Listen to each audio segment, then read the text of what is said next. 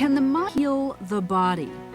Dr. Herbert Benson, Harvard professor and founder of the Mind-Body Medical Institute, not only believes that, but he has spent much of his medical career proving it. A Harvard-trained cardiologist, Dr. Benson ventured into virgin territory almost 30 years ago with his pioneering studies of the mind-body connection. His first best-selling book, The Relaxation Response, published in 1975, introduced the field of patient self-care to a mass audience. Through practicing the relaxation response, a simple form of meditation on a daily basis, he was able to prove that patients could actually lower their heart rate, their blood pressure, and metabolism, curing certain ailments more effectively than pills or surgery. In 1988, Dr. Benson opened the Mind-Body Medical Institute at Beth Israel Deaconess Hospital in Boston, where patients are treated for ailments ranging from insomnia to infertility, and are taught how to treat themselves through self-care. I've spoken to Dr. Benson before, and I know one thing: a conversation with Dr. Benson always brings you knowledge. Dr. Benson, it's always a pleasure to sit down and talk with you, as well as a privilege. But I think one of the things I love most about speaking with you is the knowledge you bring to me and to our audience. Well, thank you. It's a pleasure to see you again and have the opportunity to interact again. So let's talk about a phrase that I've heard you use a lot: self-care. What does that mean, self-care? Let's view health and well-being as being akin to a three-legged stool, being held up by one leg of pharmaceuticals, a second leg of surgery and procedures. We need a third leg. Because 60 to 90% of visits to physicians, to healthcare professionals, are in the mind-body stress-related realm, poorly treated by either pharmaceuticals or surgery and procedures. We need a third leg, and that third leg is self-care. And within that self-care leg, we have the relaxation response, nutrition, exercise, stress management, and the belief of patients. So let's unpack this just a little bit. When you say there's a percentage of reasons that we go to doctors in the mind-body area, are you saying that some of the reasons we go to a doctor, we might not have to go to a doctor? We can deal with it ourselves? Oh, precisely. Really? Precisely. But it would be tragic if we gave up either of the first two legs. We need them.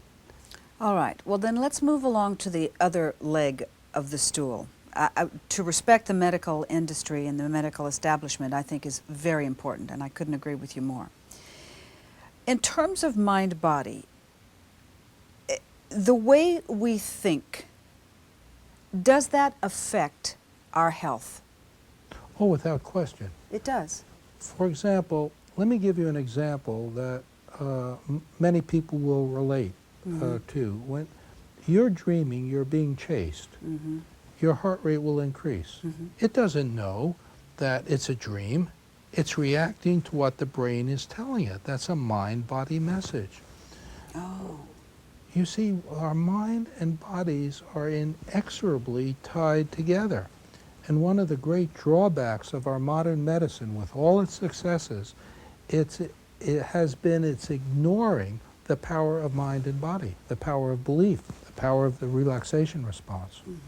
Traditionally, our cultures have recognized these, but it's just within the last 30 or so years that the scientific documentation of mind-body has come to exist. In the scientific studies of mind-body, has it been proven that one can be ill and you can think yourself well? Now, I understand, of course, there's cancer. There are things that need to be treated by the medical community, no doubt about that. But are there areas where I can be ill and truly, with my mind-body connection, move to wellness?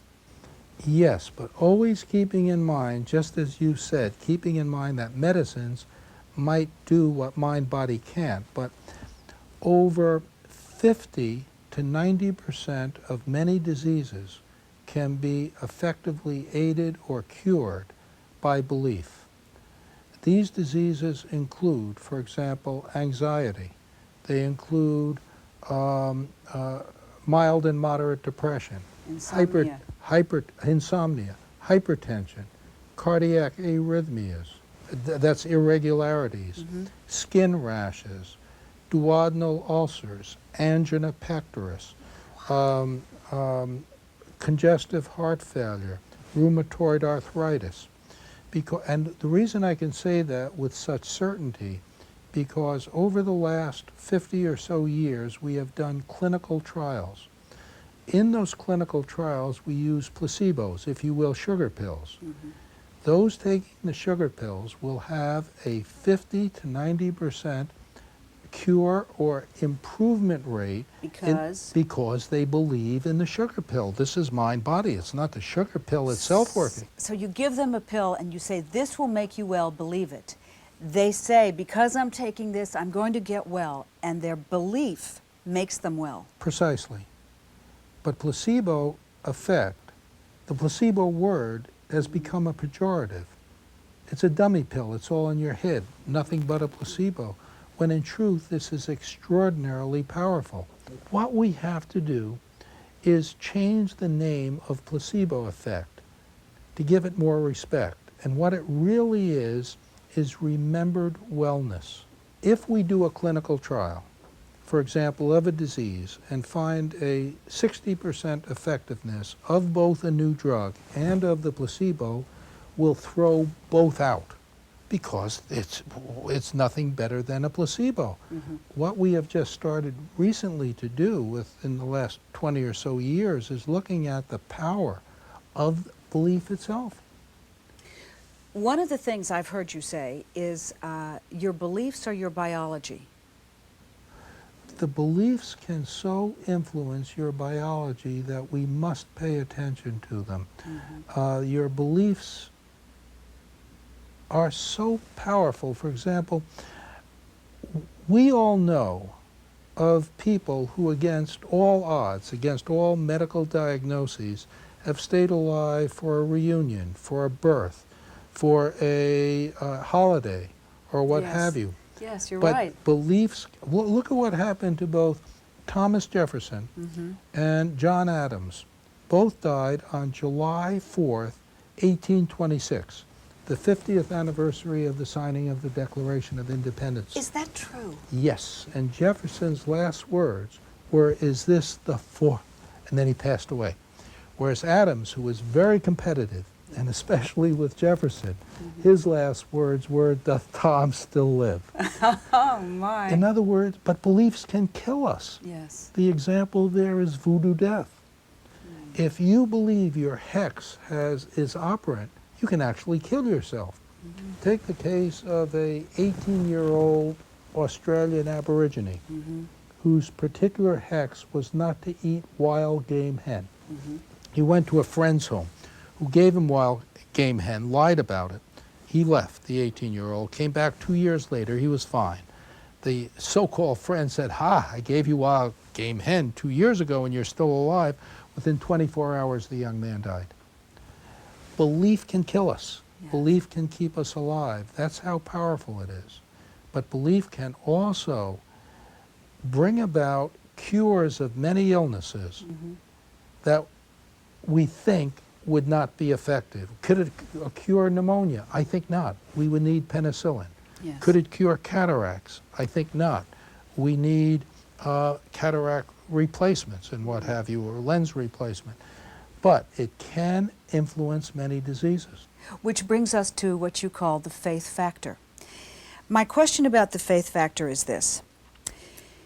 To have the faith factor, Dr. Benson, is it to believe in God, or is it simply to believe in something good? It's to believe in belief. Oh. In other words, because although we are a very religious nation with 95% believing in God, and often that belief is the most powerful belief we have. That belief, of course, can work, but there are atheists, there are agnostics. They can believe in perhaps a religious spirituality, perhaps in themselves, perhaps in the power of nature to heal, or their physicians. They can bring their belief to work as well. Yes.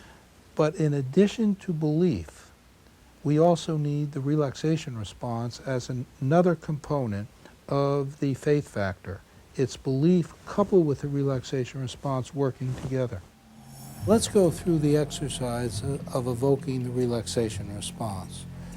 So close your eyes and relax all your muscles, starting with your feet, your calves, your thighs. Loosen up your bellies. Now shrug your shoulders around. That's right. Roll your head and neck around. Great. And just focus on your breathing, but breathe oh so slowly.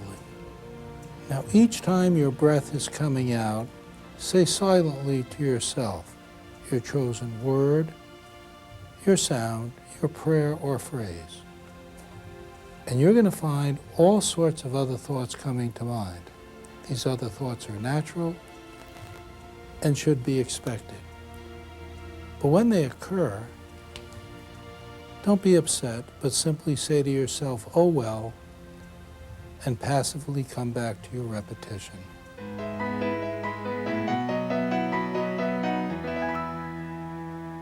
Creating a workplace that is fair. A healthy community in business is one that acknowledges diversity. If you transform business, you can more easily transform the world. Our job now is to make this planet work for everybody.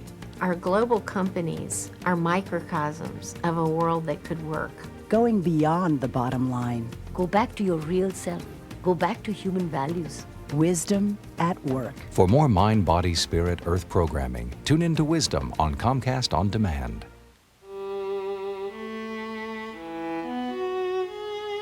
You dance inside my chest where no one sees you, but sometimes I do, and that sight becomes my art.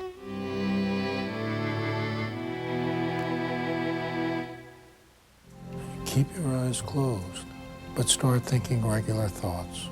Now just slowly, slowly open your eyes. So let's talk about the relaxation response. The best way to understand the relaxation response is to view its counterpart, the fight or flight response. When we are under stress, and by stress I mean any situation that requires you to adjust behaviorally, any change is stressful. So, what can occur when we are adjusting behaviorally? We try and adjust to that change, and we put forth within our bodies adrenaline, noradrenaline, also called epinephrine and norepinephrine, which prepare us for running or fighting, and hence the name, the fight or flight response. Now, I want to be sure I understand you. When you say adjust behaviorally, do you mean when you react, when you're in a conflict situation, when something frightens you? Say you have a deadline to meet. Say you have a big presentation to make. Say you have a test. You could worry about an illness, worrying about yourself, worrying about your family, worrying about A confrontation. A complication, worrying about a financial situation will all evoke the fight or flight response. And then we do one of those two things. We fight or we flee. We're being prepared for running or fighting by the adrenaline and noradrenaline being secreted. But in our modern lives, we don't run, we don't fight. We simply sit and think about it. But these hormones are still there, and those hormones will lead to the 60 to 90% of visits that bring us to physicians and other healthcare professionals. It'll lead to anxiety, it'll lead to depression, to hypertension, cardiac arrhythmias, insomnia. Look at how a person would react to hearing, I'm sorry, you have breast cancer. I'm sorry, you have prostate cancer. You're no longer Jane Doe John Smith. You're Jane Doe breast cancer patient.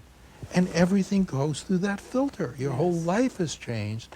And you worry about every little ache and pain that you would otherwise not pay attention to, and that evokes the fight or flight response because you're saying, gosh, could that be a manifestation of my cancer? Of course. So you see what sounded like an outrageous number, that 60 to 90% of visits to healthcare professionals are in the mind-body realm, now start taking shape. That's what the fight or flight response and our mind-body effect can bring about. So the relaxation response quells it? The relaxation What does response it do? is a physiologic response that's the opposite to the fight or flight response. We discovered it back in 68, 69 when I was working in the laboratories at Harvard Medical School of Walter B. Cannon. So simply put, you were studying hypertension, I think it was, back in the 60s, right? Yes. You were studying high blood pressure. You were working with monkeys, I believe. Exactly, because I was concerned why patients I was seeing had unduly high blood pressures in my office, and I was over-medicating them. So I decided, could this be stress? So I went back to Harvard Medical School, from which I had recently graduated, to see whether or not we couldn't create an animal model for stress-induced high blood pressure with monkeys. We were successful. But then some young people came to me and said, why are you fooling around with monkeys? Study us. We practice transcendental meditation. And I was already being told that I was placing my career in great jeopardy for studying stress, because mind and body were inexorably separate. And then I thought, why get involved with meditation? I mean, I would be over the edge. It would be on the pale, be beyond the pale. Yeah. So I said no to them. They kept coming back. Finally, I said, why not? But still, I studied them in the evenings. I brought them in through a side door, not to attract attention to ourselves. What did you discover with these students before and after they meditated in terms of their bodies? It was remarkable. First of all, there were dramatic physiologic changes by the simple act of their changing their thinking. There was decreased metabolism, decreased heart rate, decreased blood pressure, decreased rate of breathing. The brain waves slowed, alpha and theta waves appeared. And it was a remarkable state that was opposite to the fight or flight response. For you to discover that is just amazing. For you to see the results you saw working with those kids who were meditating.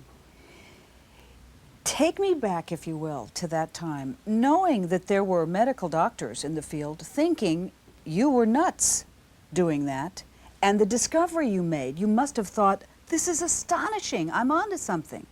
Yes? I was frightened. Frightened. Because I knew that I had crossed the threshold. And I had a basic decision to make. Should I go a traditional route, which would ensure or make more likely academic success, or should I go with this? And I thought, there's no way I could turn my back on this. But what I did do is try and cover what I was doing, so I maintained my career as a cardiologist. In fact, became head of all cardiovascular disease teaching at Harvard for 13 years, saw patients as a cardiologist, and continued to run 2 parallel careers until, after 20 or so years, mind-body medicine had become secure enough that I decided to found the Mind-Body Medical Institute. That was back in 86 or so, 86 or 87. If we are fearful about getting sick, does that somehow sabotage our survival value, which is another word that you use so often? Let's go back to evolution itself, okay? For example, if you take a clam or a mollusk that evolved 500 million years ago and you slice it, it will put forth an internal antibiotic, an internal antimicrobial. When we as humans today, 500 million years later, undergo bypass surgery. We put out virtually that same antibiotic when we're cut. Evolution has kept things that work. It's fantastic. We have that within us. These are the self-healing capacities that we have within us. Now, about 200,000 years ago, our brains became more complex, and humans started to evolve from this because a portion of our brain that MacLean had called the neocortex was developed. And that neocortex has given us rule of the Earth. We've taken over the Earth. We're doing a job on it environmentally and with other things, but we are now the dominant, at least in control features, of the products of this evolution. Our intelligence is really quite remarkable. We can even be here talking about the intelligence itself and talking about what's good or bad for us. This intelligence has often given us something that probably no other animal has, and that is our own mortality. We know from our earliest ages that we're going to pass away. That gives us worry. And that worry can then evoke, for example, the fight or flight response and impede these naturally healing, environmentally derived features. So to take advantage of these features, we slice off, if you will, with our minds, the worry aspects and allow these billions of years of evolution, evolutionarily healing features to take root.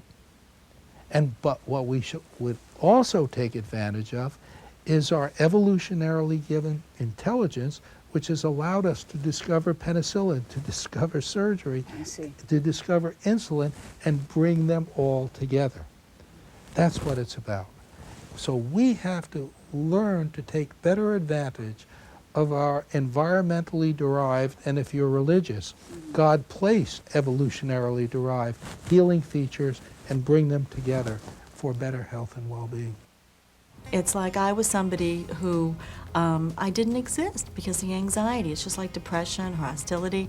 They really can just steal you from yourself. And so it's almost like taking your first breath to be able to be relaxed after living a life where there was so much anxiety, so much stress.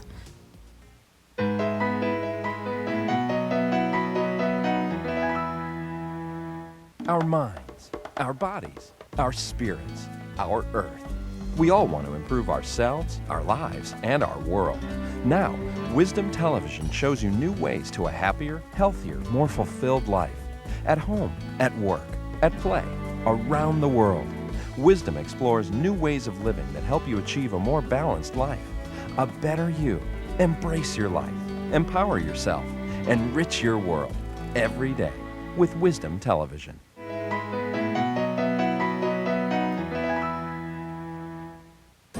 Dr. Benson's pioneering journey has included a long and rewarding friendship with His Holiness the Dalai Lama.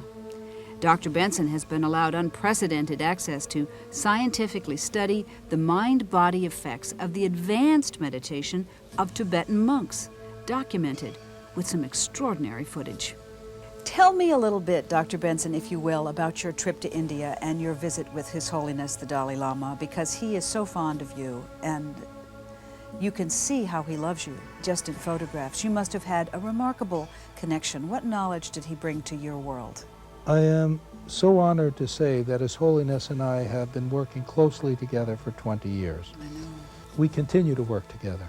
He has, again, honored us to make available to us practitioners of advanced meditation, of profound mind-body effects that we continue to study. For example, in the practice called Tummo Yoga, monks will do an advanced meditation called Tummo, which means fierce woman. And as a woman would fiercely protect her young, so this meditation upon heat will burn away the defilements of improper thinking. So what the monks do is visualize a flame coming from what they call the scattered consciousness. I can't define that. Yeah. And visualizing it go up and down a central channel that doesn't exist anatomically, and with that fire burning away the defilements. And we have noted and studied that monks can dry icy wet sheets on their naked bodies in 40-degree Fahrenheit weather by simply doing this heat and get them steaming. You and I would go into uncontrollable shivering and perhaps die. They can dry these sheets on their bodies and give off steam, or they can stay alive for an entire night just with a light covering just on their naked bodies at 17,000 feet and 0 degrees Fahrenheit by doing Tumo yoga. It's remarkable, and His Holiness and I are both trying to understand how Tibetan Buddhism would use advanced meditation and visualization to bring about these mind-body effects that were previously believed to be impossible. Has the Dalai Lama given you permission to study these and scientifically publish the results? We published some of our work back in, as early as 1981 or 2 in Nature, which is one of the premier scientific journals on Tumo yoga. Yes, and as we describe other events of Tibetan Buddhism, we try always to publish this in the scientific literature. How does that apply to our lives? People watching this broadcast will say, that's great, these monks can do that, they're drying sheets. How does that affect me?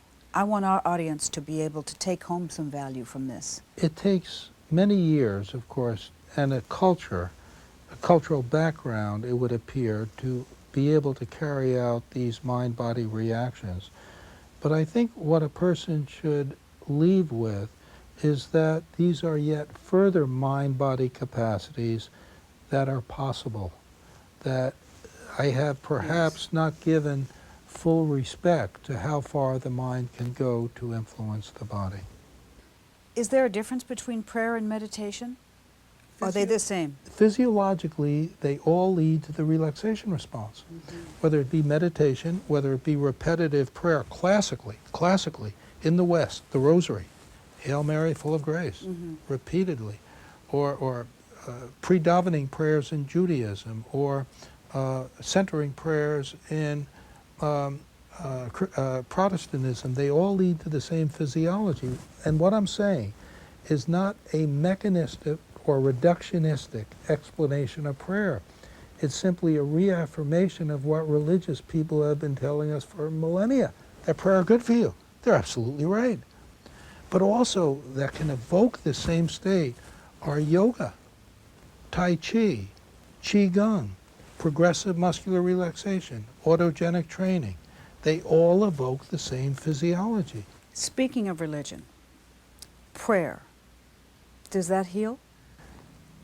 Early, when I discovered the relaxation response and defined it, I saw that transcendental meditation made no sense to be should not be the only way to evoke it.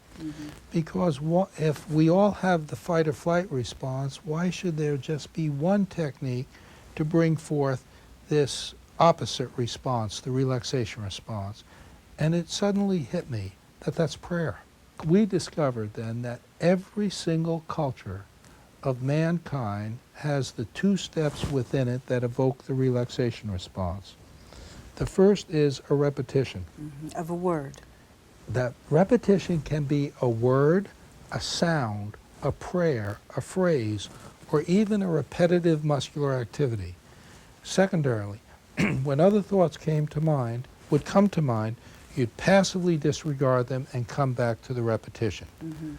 We use that template, that example, that formula, and went back to spend 2 years reviewing the religious and secular literatures of the world to see whether or not those 2 steps hadn't been described before. So the 2 steps are a repetitive word or sound, Or prayer or phrase or prayer or movement. phrase, like Om. Let's say, for the sake of argument, Exactly. here, Om, Om. The second part of it is When other thoughts come to mind, you passively let them go and just gently come back to the repetition, whatever it is. it's those Two steps. That's Isn't that amazing, Dr. Benson? It's that simple. It's so simple. Every single culture of humankind, as I said, had these 2 steps within them. The earliest we found came from the Hindu scriptures, where it was said to achieve this union with God, focus on your breathing. And on each out-breath, repeat this word, this sound, this phrase, this prayer from the Upanishads, from the Bhagavad Gita, the Vedas. Should other thoughts come to mind, disregard them and come back to the repetition. The example you used, Om, is what's evolved. Within Judaism, people would, at the time of the Second Temple, which is roughly from the 4th or 5th century BC to the 1st century AD, would squat in a fetal-like posture, rock from heel to toe, and on each out-breath repeat the name of a magic seal, disregarding other thoughts. Well, let me, within Christianity, prayers going back almost to the time of Christ himself evolved, were carried out amongst the Desert Fathers, hermits living north of Cairo in the 2nd, 3rd, and 4th centuries. What they would do was kneel, focus on their breathing, and on each out-breath repeat the word Jesus as they experienced love. Every single culture of mankind simply changes the word, the phrase, the prayer, the movement. But the basic steps are there, whether it be Shintoism, Taoism, Confucianism, Islam. It's just the words differ. So what does that tell you about us? What does that prove to you about the human condition? We have innate healing capacities within us. And look at how our intelligence has messed things up. Because we would kill, murder each other under the argument that my words are better than yours. They're bringing forth the same healing capacities, yet they're so powerful that various religions are killing each other over the choice of the word. It's absurd. So then, stay with me, because I'm simple in this arena, and I just want to know, does prayer heal? Is it harder for you to say that because you're in the medical field? I will say that prayer will heal. I have no problem with that because it evokes the relaxation response and counteracts the 60 to 90% of disorders that are poorly treated by drugs and surgery. But I won't say that only prayer will heal. We have other healing features. And if you take self-care too far, that places too much of a burden on an individual that I might not be up to it. Yes. And that then guilt would ensue from this. And look at the problem that comes along with guilt.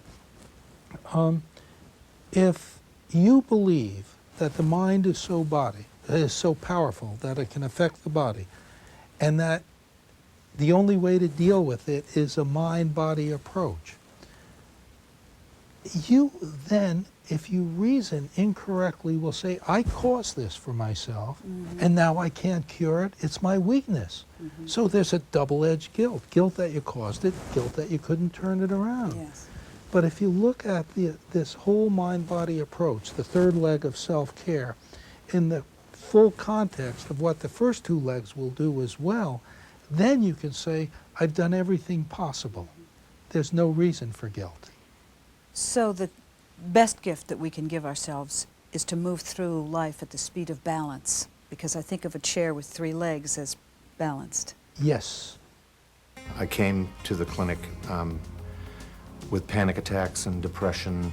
I'd been beaten up and had my neck broken, and I was frightened and becoming reclusive. And a friend of mine told me about the Mind-Body Clinic, that they had gone through the program and said, you know, this really would help. So I came and I tried it, and the The first few weeks I was running out of the room with panic attacks. And by the end of the program, I wasn't having panic attacks anymore.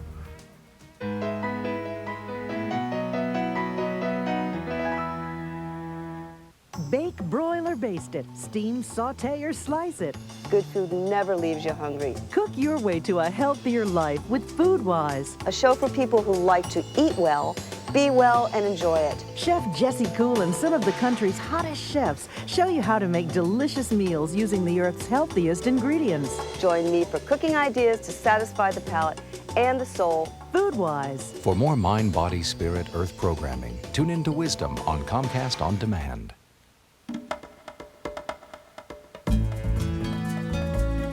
We're converting farmers from conventional to organic, and these farmers, for the most part, are telling us that they wouldn't even be in business if they weren't organic. And we're driving their costs down because by investing in improving their soils, they're actually getting increased yields year after year after year. Through our carbon emissions offsets, we invest in our plant in being a zero emissions company. We actually measure the amount of CO2 going up the stack, and then we offset it by planting trees.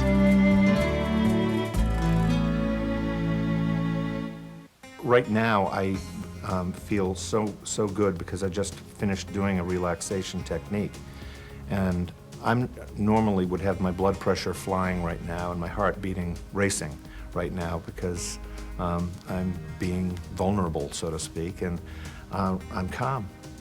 And it makes it all the difference in the world. And it's changed my life. People watching this broadcast would love to know, I'm making an assumption about our audience, I hope you'll forgive me for that. I think people might want to know what the relaxation response is. How do they do it? It's so simple to evoke the relaxation response. For example, you should choose a word, a sound, a prayer, a phrase, Good. or a repetitive movement that you believe in. It can be secular, or it could be religious. Secular words could be the number one, the word peace, the word love. If you're religious and you're a Protestant faith, you could use, Lord is my shepherd, our Father who art in heaven. Make a joyful noise unto the Lord. Like a word I like is stillness. Stillness. So that's my word. But let me give your audience yet others. You see, and Catholic people could use the same words as Protestants would do, but also Hail Mary, full of grace, Lord Jesus Christ, have mercy on me. A Jewish person could use the Lord is my shepherd. Shalom, Echad, Shema Yisrael. A Islamic person, a phrase from the Quran. A Hindu person, Om. For example, it's their choice. So choose that word, sound, prayer, or phrase of your choice. You've chosen stillness. So let me show you how I would instruct a person to evoke the relaxation response. I'll be your person. I might simply say this is a quiet state which counteracts the harmful effects of stress. Then I would ask you to close your eyes and relax all your muscles, starting with your feet, your calves, your thighs. Shrug your shoulders around. Roll your head and neck around. Great. Now, sit at ease without movement and just focus on your breathing. And breathe oh so slowly. Wonderful. Now, each time your breath is coming out, say silently to yourself the word stillness.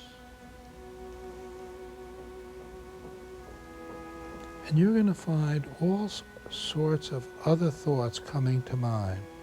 These other thoughts are natural, and they should be expected. But when they occur and you become aware of them, don't be upset, but simply say, oh well, and just passively come back to stillness. Now I'm going to let you do this for 3 or 4 minutes, at the end of which time I'll ask you to keep your eyes closed, but to start thinking regular thoughts. But now, on each out-breath, stillness.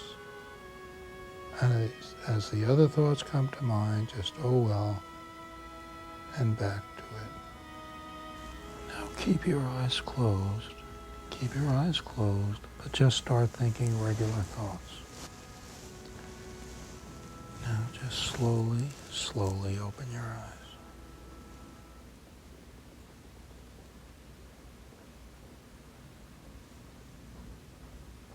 Was that at all bothersome for you? No, I could feel my heart slow down. Yeah. Any other changes you noticed? You know what was interesting about the oh well? It was like a thought would come to my mind. And in my mind it was a trampoline, and the thought would hit the trampoline and just bounce off. Exactly. It was just bounce off. Well, if you look, your face is much more relaxed now. Your viewership will see this. It was amazing, actually. How do you feel? I feel like I've taken a nap. Exactly. You will generally have a sense of well-being come about. Yeah. That's slowly starting now, and that will continue. Yeah. So it's that easy to teach it. People should do this 10 to 20 minutes once or twice a day. Good times to do this are upon awakening in the morning, going to the bathroom, showering, whatever your habit is, but before breakfast.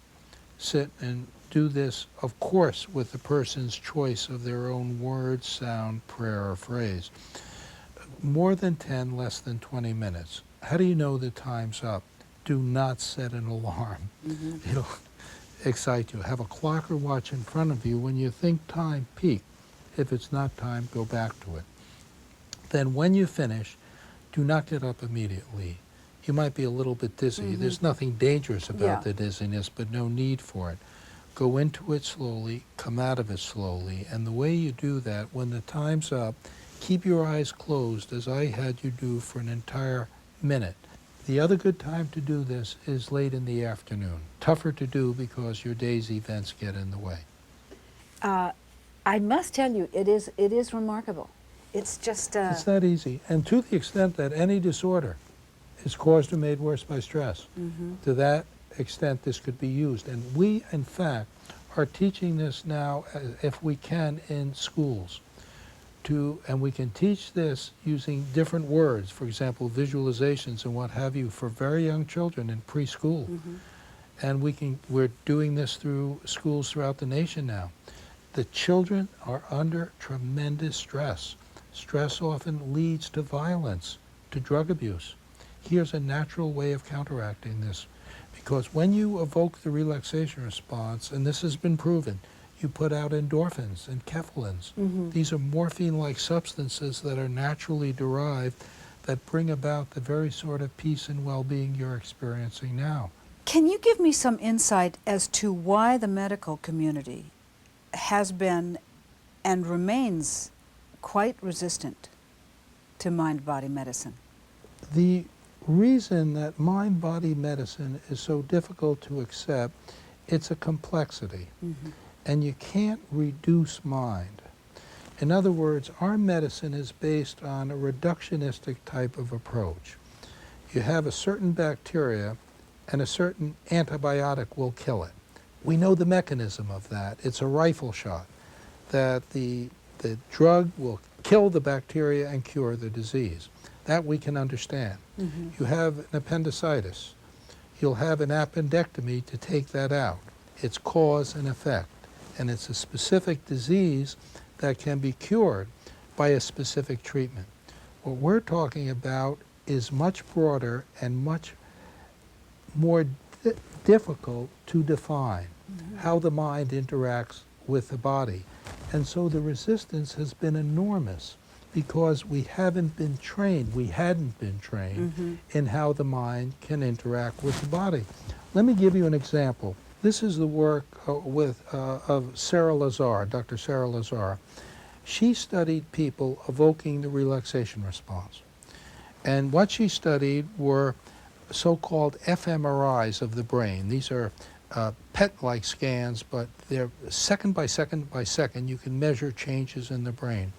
And what she found were absolutely dramatic changes within the brain itself. A decrease in blood flow, whose occurrence by chance would have been one in zillions upon zillions upon zillions of chances in one. I mean, highly significant changes in brain blood flow. And then certain areas of the brain that control metabolism, that control blood pressure, that control heart rate, control rate of breathing, became active. So here was a set of experiments that totally did away with the mind-body separation. This technology was not available 30 or 40 years ago. We had to wait for technology to catch up to show how inexorably intertwined mind and body are. You know, some people say that there is a difference between curing an illness and healing an illness. Do you think that that is so? Is it the same thing? You can cure a disease, but a person may not be healed of all of the manifestations of that disease.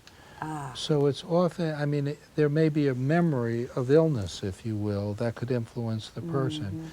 And there are many people who have made fine distinctions, but to be truly better, wouldn't it be wonderful not only to have physical healing, but also mental healing with respect to your reaction to the physical illness at the same time? You have given us the gift of the relaxation response, but I would love it if you would give us the gift of a few things that we can do to make our lives healthier, better, stronger.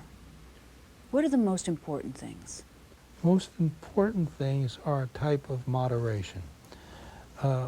We don't need excessive stimuli to keep us healthy and well, and to recognize that we have capacities within ourselves to heal ourselves that we're underutilizing. Learn to use these age-old belief-related strategies along with these wonderful other scientific healing capacities we have, our drugs and our surgery, and I think we'll have better health and well-being then.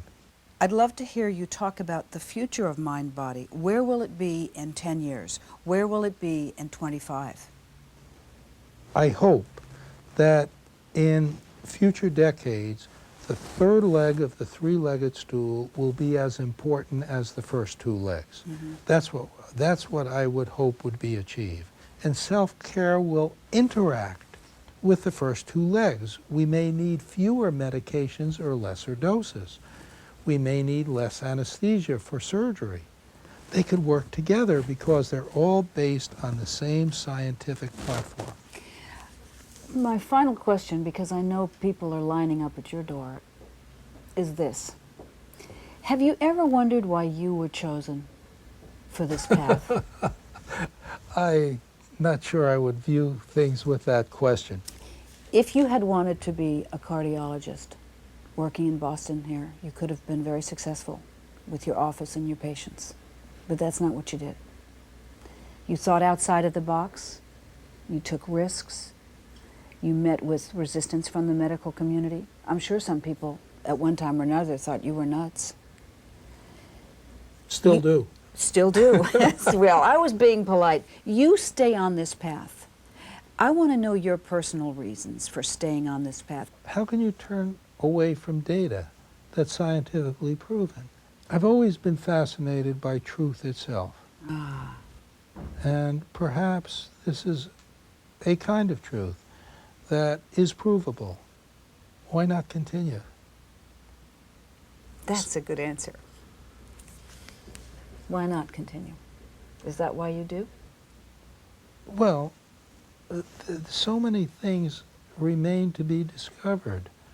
Why not keep going? And as long as you can put things forth in a scientific approach that not only I would find, but others will do. Thank you, Dr. Benson. As always, you're just a pleasure to talk to. Thank I you. leave informed and happy. And I thank you for coming. Thank you. Thank you. Take care.